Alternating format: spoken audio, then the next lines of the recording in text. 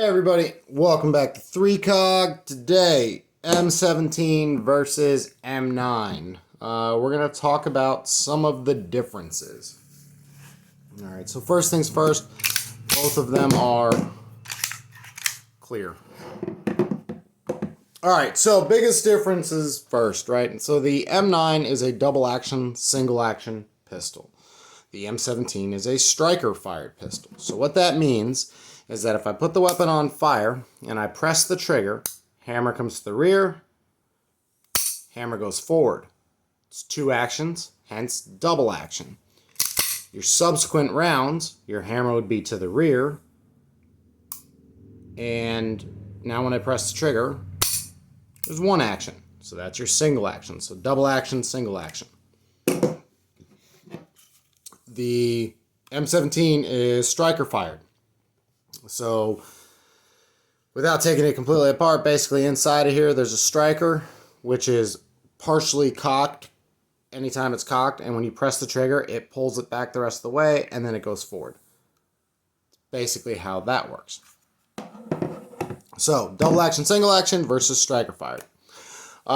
So which one of those is better? I'd argue that in general, striker fired is better because you have a consistent trigger press, right? So for the M9, first trigger, long, heavy, normally between 10 and 12 pounds. Subsequent rounds, normally between 5 and 6. Whereas the M17 is going to have the same trigger press every time.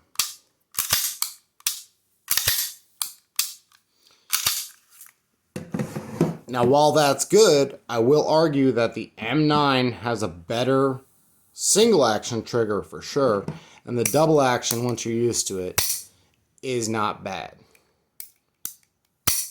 It's longer, it's heavier, yes, but it's also cleaner. There's, as I said in my M17 video, I'm not very impressed by this trigger. But the point of this video is really about the differences and not so much which one I think is better or worse. Yeah. Alright, so size, as you can see, even though, I believe this is a 3.7 inch barrel, this is a 4.9 inch barrel, but their frames are pretty darn close in size. Obviously, M9 a hair longer. Aluminum frame versus polymer frame, and then steel slide, steel barrel, obviously. So sight options, the M17 from the factory is cut for a Leopold Delta Point. That's a good thing, no question. That red dots on pistols are the future. That's, like it or not, that's just reality.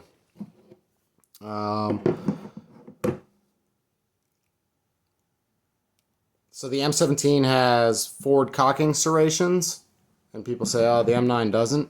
And it's like, well, what do you think this bevel right here is? Yeah, literally a forward cocking bevel on your M9. So they both have rear cocking serrations, they both have front cocking serrations. Now the M9 has a slide mounted safety. The M17 has a frame mounted safety. So the safety on this is located right here, and that is, so forward to fire, down is safe.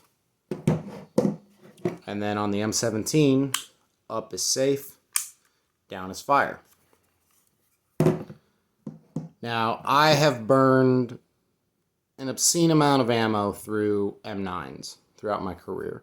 And I'm pretty good at just being able to bump it with my thumb, and it works for me. However, I will absolutely say that a frame-mounted safety is better. The problem is that this frame-mounted safety is not better. The shape of it is a bit odd. It's not quite wide enough to act as a proper thumb rest. And it's just not very positive feeling. It's, I don't know how they could have made that better. I'm a firearms instructor, and I don't design guns, but like on the M9, you tap it and it bumps into the fire position, and this one on going into fire, it's just not as not as positive feeling. Slide catch, slide release. So this is the slide catch, slide release on an M9. So I pressed up on that, lock slide to the rear, and then to release it, it's right there. This is slide catch, slide release on the M17.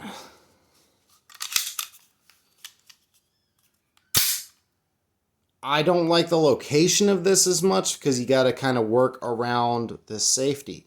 You got to remember the SIG P320 was originally designed without a safety, and then it would have been perfectly fine, but the safety was a requirement for the military handgun trials.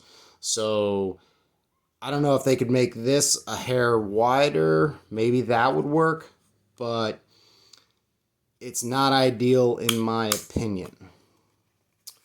All right, so the M17 is ambidextrous in the slide catch, slide release, and the safety. Both sides of the weapon. And then the mag release is reversible, so it can be switched from right hand to left hand. The M9, the safety is ambidextrous, located on both sides here. The slide catch, slide release is only located on the left side, so it is not as ambidextrous. And the mag release is reversible in the same fashion, so you can change it to being on this side. So the locking system in the weapons is completely different. This uses a tilting Browning style action. This uses locking lugs.